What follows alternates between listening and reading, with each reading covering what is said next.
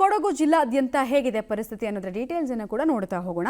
ಗ್ರಾಮಕ್ಕೆ ಸಂಪರ್ಕ ಕಲ್ಪಿಸುವಂತಹ ಕಿರು ಸೇತುವೆ ಒಂದು ಮುಳುಗಡೆಯಾಗಿದೆ. ಮಳೆ ಹಾಗೂ ನದಿ ನೀರಿನ ರಭಸಕ್ಕೆ ಮಡಿಕೇರಿ ತಾಲೂಕಿನ ಬಲಮುರಿ ಗ್ರಾಮದ ಕಿರು ಸೇತುವೆ ಮುಳುಗಡೆಯಾಗಿದೆ. ಸೊ ಆತಂಕ ಮನೆ ಮಾಡ್ತಾ ಇದೆ ಜನರಲ್ಲಿ. ಪಾರಣೆ ಕಂಡಗ ಗ್ರಾಮಗಳಿಗೆ ಈ ಕಿರು ಸೇತುವೆ ಸಂಪರ್ಕವನ್ನು ಕಲ್ಪಿಸ್ತಾ ಇತ್ತು. ಬಟ್ ಈಗ ಅದು ಸಂಚಾರಕ್ಕೆ ಯೋಗ್ಯವಾಗಿ ಉಳಿತಾ ಇಲ್ಲ. ಬ್ಯಾರಿಕೇಡ್ ಹಾಕಿದ್ರೂ ಸೇತುವೆ ಮೇಲೆ ಕೆಲವರು ಅಪಾಯವನ್ನ ಲೆಕ್ಕಿಸದೆ ಪ್ರಯಾಣ ಮಾಡ್ತಾ ಇರೋದು ಅಪಾಯಕ್ಕೆ ಆಹ್ವಾನ ಕೊಡೋ ರೀತಿನಲ್ಲಿ ಆಗಿದೆ. ಕೊಡಗು ಜಿಲ್ಲೆಯಾದ್ಯಂತ ಕಳೆದ 1 ವಾರಗಳಿಂದ ಮಳೆ ಅಬ್ಬರಿಸಿ ಬೊಬ್ಬೆರಿತಾ ಇದೆ. ಹೀಗಾಗಿ ಕೊಡಗು ಜಿಲ್ಲೆಯ ಜನಜೀವನ ಸಂಪೂರ್ಣವಾಗಿ ಅಸ್ತವ್ಯಸ್ತಗೊಂಡಿದೆ. ಅಷ್ಟೇ ಅಲ್ಲದೆ ಈಗಾಗಲೇ ಕಾವೇರಿಯ ನದಿ ನೀರಿನ ಮಟ್ಟ ಗಣನೀಯವಾಗಿ ಏರಿಕೆ ಆಗಿರ್ತಕ್ಕಂಥದ್ದು. ಮೈದುಂಬಿ ಕಾವೇರಿ ನದಿ ಹರಿತಾ ಇದ್ದಾಳೆ. ಈ ಹಿನ್ನೆಲೆಯಲ್ಲಿ ಮಡಿಕೇರಿ ತಾಲೂಕಿನ ಬಲಮುರಿ ಗ್ರಾಮದ ಬಳಿ ನೀವು ನೋಡ್ಬೋದು. ಆ ಒಂದು ಗ್ರಾಮದ ಬಳಿ ಈಗಾಗಲೇ ಸಂಪೂರ್ಣವಾಗಿ ಕಾವೇರಿ ಒಡಲು ಕೂಡ ಹೆಚ್ಚಾಗಿದೆ. ಮಕ್ಕಳ ಹಾದಿಯಾಗಿ ಎಲ್ಲರೂ ಕೂಡ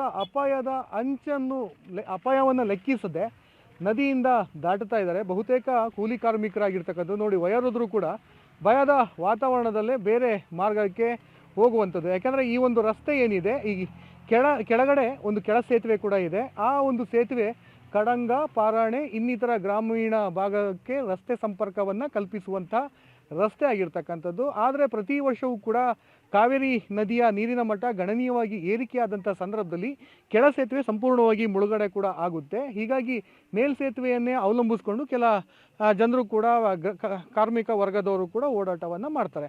ಆದರೆ ಇದೀಗ ಕಳೆದ 2-3 ದಿನಗಳಿಂದ ಈ ಒಂದು ಬಲಮುರಿ ಗ್ರಾಮದಲ್ಲಿ ಸಾಕಷ್ಟು ನೀರಿನ ಪ್ರಮಾಣ ಏರಿಕೆಯಾಗಿರೋದ್ರಿಂದ ಹಲವಾರು ಜನರು ಇದೇ ನೋಡಿ ಅಪಾಯವನ್ನು ಲೆಕ್ಕಿಸದೆ ದಾಟುವಂಥದ್ದು. ಒಂದೇ ಸಮ ನೀರಿನ ಪ್ರಮಾಣ ಏರಿಕೆ ಆದರೆ ಮತ್ತೊಂದಷ್ಟು ಅವಘಡ ಮತ್ತು ದುರಂತಗಳು ಸಂಭವಿಸುತ್ತೆ. ಆದರೂ ಒಂದಷ್ಟು ಆ ಗ್ರಾಮ ಪಂಚಾಯತಿ ವ್ಯಾಪ್ತಿಯಿಂದ ಒಂದು CCTVಯನ್ನು ಕೂಡ ಅಳವಡಿಕೆ ಮಾಡಿದ್ದಾರೆ.